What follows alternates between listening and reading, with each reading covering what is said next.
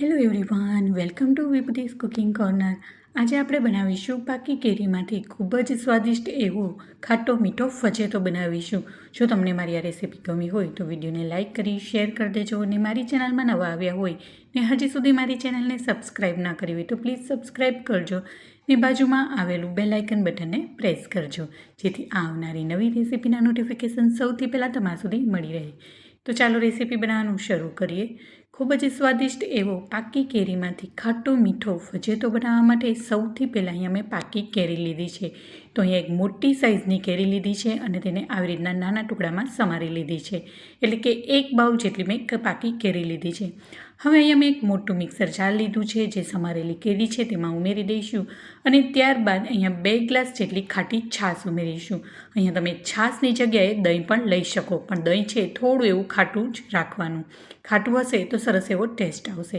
તો અહીંયા મેં 2 ગ્લાસ જેટલી ખાટી છાશ ઉમેરી છે અને ત્યારબાદ તેમાં 2 થી 3 ચમચી જેટલો ચણાનો લોટ ઉમેરીશું અને ત્યારબાદ તેમાં 1 નંગ જેટલું તીખું લીલું મરચું અને 1 ઇંચ જેટલો આદુનો ટુકડો ઉમેરીશું. અહીંયા તીખું મરચું ઉમેરવાથી ફજેતામાં ખૂબ જ સરસ એવો ટેસ્ટ આવશે. અને ત્યારબાદ મેં નાની ચમચી જેટલો 2 થી 3 ચમચી જેટલો મેં ચણાનો લોટ ઉમેર્યો છે. અહીંયા ફજેતાની કન્સિસ્ટન્સી કેટલી જાડી કે પતલી રાખવી તે પ્રમાણે તમે ચણાનો લોટ ઉમેરી શકો છો. હવે બધું જ સારી રીતના ઢાંકણ ઢાંકી અને સારી રીતના પીસી લઈશું. તો તમે જોઈ શકો છો આપણી કેરી અને છાશનું મિશ્રણ છે સારી રીતના પીસાઈ ગયું છે.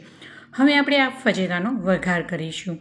તો વઘાર કરવા માટે એક કડાઈમાં 3 થી 4 ટેબલસ્પૂન જેટલું મેં તેલ લીધું છે અને તેલને ખૂબ જ સારી રીતના ગરમ થવા દઈશું. હવે તેલ છે એ સારી રીતના ગરમ થઈ ગયું. હવે તેમાં અડધી ચમચી રાઈ, અડધી ચમચી જીરું ઉમેરીશું અને ત્યારબાદ બીજા સૂકા મસાલા ઉમેરીશું. તો અહીંયા ખડા મસાલામાં મેં 10 થી 12 નંગ જેટલા મેથી, 2 નંગ જેટલા લવિંગ, 1 નાનો એવો ટુકડો તજનો, 2 નંગ તમાલપત્ર અને 1 નંગ જેટલું સૂકું લાલ મરચું ઉમેરીશું. અને આ સૂકા ખડા મસાલાથી જ આ ફજેતામાં ખૂબ જ સરસ એવો ટેસ્ટ આવશે. અને આપણે આ ફજેતા માટેનો એકદમ સ્ટ્રોંગ એવો વઘાર બનાવવાનો છે. હવે તેમાં 10 થી 12 નંગ જેટલા મીઠા લીમડાના પાન ઉમેર્યા છે અને રાઈને એકદમ સારી રીતના ફૂટી ગયા બાદ જ આપણે આપણું કેરી અને છાશનું મિશ્રણ ઉમેરીશું. તો રાઈ એકદમ વ્યવસ્થિત રીતના સારી રીતના ફૂટી જશે ત્યારબાદ જ આપણે તે મિશ્રણ ઉમેરીશું. હવે તેમાં 1/4 ચમચી જેટલી હિંગ ઉમેરીશું અને જે આપણું મિશ્રણ રેડી કરીને રાખ્યું છે તુરત જ તેમાં ઉમેરી અને ઢાંકણ ઢાંકી દઈશું, જેથી વઘારની ફ્લેવર તેમાં જ રહે.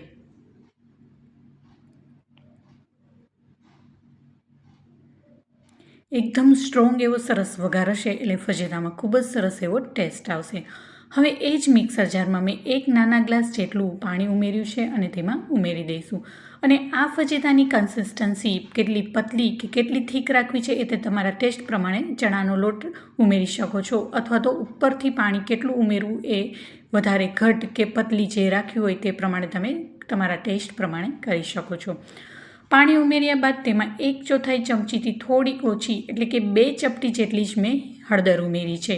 ત્યારબાદ તેમાં સ્વાદ પ્રમાણે મીઠું ઉમેરીશું અને ખટાશને બેલેન્સ કરવા માટે અહીંયા મેં ગોળ ઉમેર્યો છે. તમે ગોળની જગ્યાએ ખાંડ પણ લઈ શકો છો. તો અહીંયા 2 ચમચી જેટલો મેં ગોળ ઉમેર્યો છે અને ચમચાની મદદથી ખૂબ જ સારી રીતના મિક્સ કરી લઈશું અને 5 થી 6 મિનિટ માટે એકદમ સારી રીતના હાઈ ફ્લેમ ઉપર આપણે આ ફજેતાને ઉકાળી લઈશું. હવે જે આપણે કેરી સમારીને રાખી તેમાં ઉમેરી છે તેમાં જે ગોટલો વધ્યો હોય તે ગોટલાને પણ તેમાં ઉમેરી દઈશું, જેથી એમ આપણે ફજેતાનો ખૂબ જ વધારે એવો ટેસ્ટ આવશે. હવે હાઈ ફ્લેમ પર એકદમ સારી રીતના એને ઉકળવા દઈશું. જેમ વધારે ઉકળશે એમ કેરીનો ફજેતો એ ખાવામાં ખૂબ જ સ્વાદિષ્ટ બનીને તૈયાર થશે. તો હવે એને હું એકદમ સારી રીતના ઉકળવા દઈશ. આ ફજેતાને તમે રાઈસ સાથે કે જીરા રાઈસ સાથે કે પછી ખીચડી સાથે કે ભાખરી સાથે પણ ખાઈ શકો છો. અને આવા વરસાદી વાતાવરણમાં આવો ગરમ ગરમ ફજેતો પીવાની તો બહુ જ મજા આવે છે અને ખૂબ જ સરસ બનીને તૈયાર થાય છે. અને ઘરમાં રહેલી વસ્તુઓમાંથી અને ખૂબ જ ઓછા સમયમાં 10 જ મિનિટમાં બનીને તૈયાર થઈ જાય છે. તો ચોક્કસથી આ કેરીના ફજેતાની રેસીપીને જરૂરથી ટ્રાય કરજો અને ઘરમાં બધાને જ ભાવશે. અને તમે પાકી કેરીની કઢી પણ કહી શકો. હવે મસ્ત એવો ધીમે ધીમે આપણે એક ઉભરો આવી ગયો છે. હજી તેને મીડિયમ ફ્લેમ પર સારી રીતના ઉકળવા દઈશું.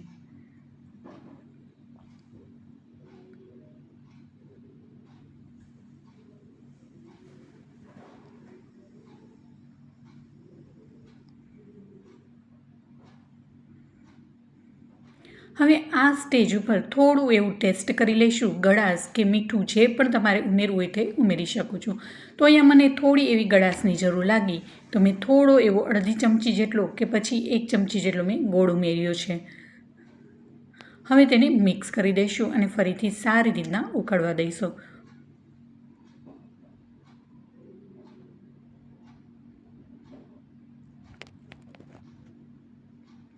હવે આપણે ગેસની ફ્લેમને બંધ કરી દઈશું. હવે ગરમ ગરમ જ એને સર્વ કરીશું.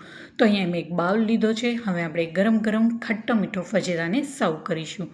તો છે ને આ એકદમ સરળ રેસીપી, તો ચોક્કસથી મારી રેસીપીને જરૂરથી ટ્રાય કરજો. તો જોતાં જ મોઢામાં પાણી આવી જાય અને તુરત જ પીવાનું મન થઈ જાય તેવો ખૂબ જ ટેસ્ટી ખાટો મીઠો પાકી કેરીનો ફજેતો બનીને તૈયાર થઈ ગયો છે. અને આ રેસીપીને વધુમાં વધુ તમારા ફ્રેન્ડ્સ એન્ડ ફેમિલી સાથે પણ શેર કરજો, જેથી એ લોકો પણ આ પાકી કેરીના ફજેતાની રેસીપીને એન્જોય કરી શકે. તો આને તમે જીરા રાઈસ સાથે, ખીચડી સાથે બી સર્વ કરી શકો છો અને ખાવામાં ખૂબ જ સ્વાદિષ્ટ એવો બનીને તૈયાર થઈ જાય છે. તો કેવી લાગી મારી આજની આ પાકી કેરીના ખાટા મીઠા ફજેતાની રેસીપી મને કમેન્ટ્સ બોક્સમાં જરૂરથી જણાવજો. જો તમને મારી રેસીપી ગમી હોય તો વિડીયોને લાઇક કરી શેર કરી દેજો ને મારી ચેનલને સબસ્ક્રાઈબ ના કરી હોય તો પ્લીઝ સબસ્ક્રાઈબ કરજો ને બાજુમાં આવેલું બેલ આઇકન બટનને પ્રેસ કરજો, જેથી આવનારી નવી રેસીપીના નોટિફિકેશન સૌથી પહેલાં તમારા સુધી મળી રહે. ફરી મળીશું એક નવી જ રેસીપી સાથે અને એક નવા જ સ્વાદ સાથે. ત્યાં સુધી આવજો and thank you for watching.